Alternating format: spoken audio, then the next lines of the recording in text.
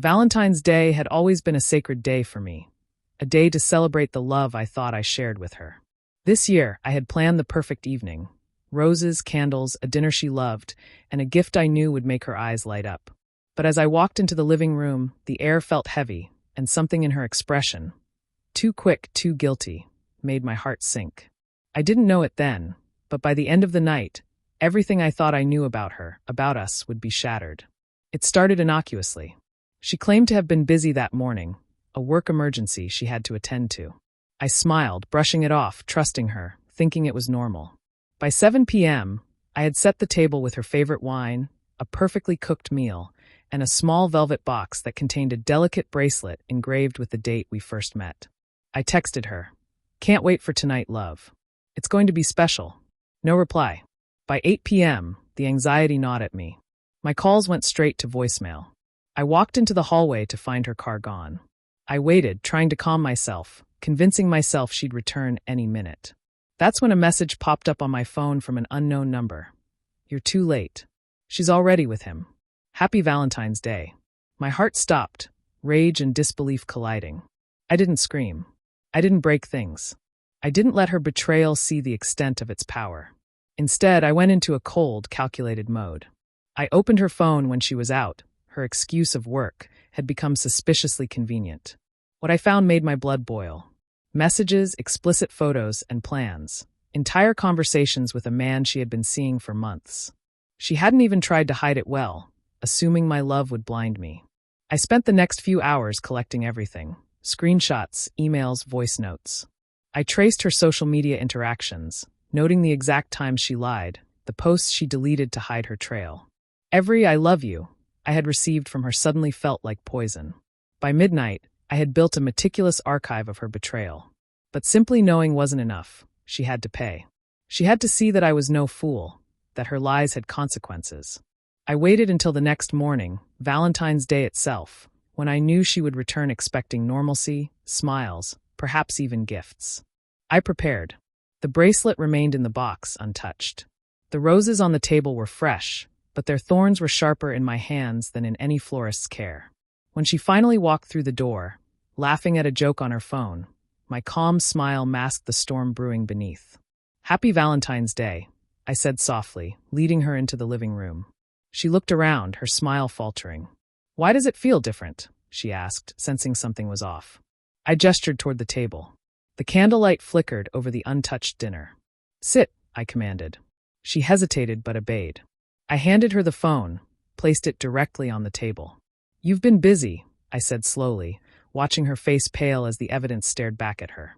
Every message, every photo, every lie, displayed in chronological order. She laughed nervously at first. This isn't real. You're joking."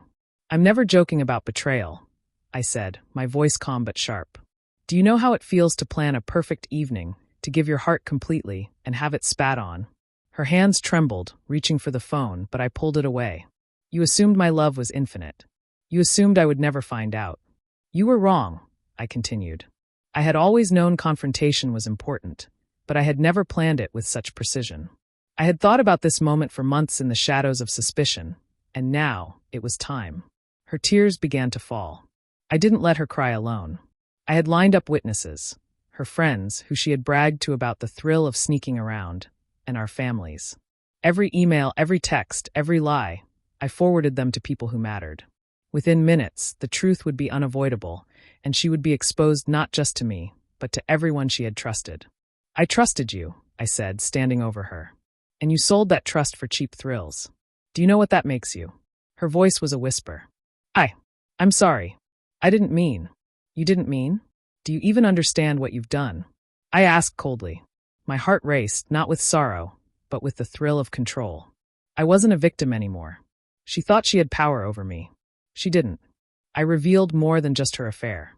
I had tracked financial transactions she had hidden from me, accounts she had opened to fund secret trips, gifts, and nights out. Every cent she thought she had stolen from our shared life was now accounted for. By the time I was done, I had her entire web of deception laid bare: emotional, physical, and financial. She collapsed into the chair, defeated, stripped of the armor she thought she wore so well. I watched her like a sculptor observing a masterpiece of ruin, each reaction perfect in its inevitability. "You will lose everything," I said, my voice low but steady. Not out of spite, but because betrayal deserves consequences. I handed her the velvet box, still containing the bracelet. "This. Keep it. It's the last trace of the woman I loved, and maybe someday you'll understand the value of honesty and loyalty. But tonight you learn what happens when you gamble with someone who knows your every move." She sobbed, tried to speak, but I left her with nothing but the truth. No manipulation, no excuses, just exposure. My revenge wasn't loud or dramatic. It was surgical, precise, and complete.